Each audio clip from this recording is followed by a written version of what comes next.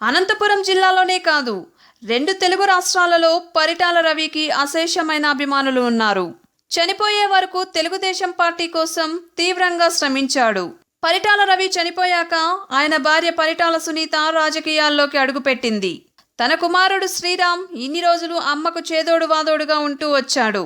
అయితే త్వరలో పరిటాల శ్రీరామ్ తెలుగుదేశం పార్టీ తరపున పోటీ చేయబోతున్నట్లు సమాచారం. ఇప్పటికే టీడీపీ పాలిటిక్స్లో చురుకుగా వ్యవహరిస్తున్నాడు. కాగా పరిటాల సునీత ప్రస్తుతం తన కొడుకుకి పెళ్లి చేసే పనిలో పడింది. అనంతపురానికి చెందిన ఒక కన్స్ట్రక్షన్ గ్రూప్ చైర్మన్ కూతురిని పెళ్లి చేసుకోబోతున్నట్లు సమాచారం.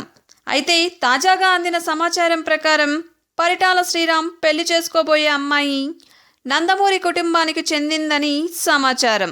పరిటాల రవి తెలుగుదేశం పార్టీ కోసం తన జీవితాన్ని ధారపోశారు. తనకు జీవితాన్ని ఇచ్చిన ఎన్టీఆర్ కుటుంబానికి చెందిన అమ్మాయిని పరిటాల శ్రీరామ్ పెళ్లి చేసుకోబోతుండడంతో అటు నందమూరి అభిమానుల్లో ఇటు పరిటాల అభిమానుల్లో సంబరాలు మొదలయ్యాయి. అయితే ఈ విషయం ఇంకా అధికారికంగా ప్రకటించాల్సి ఉంది.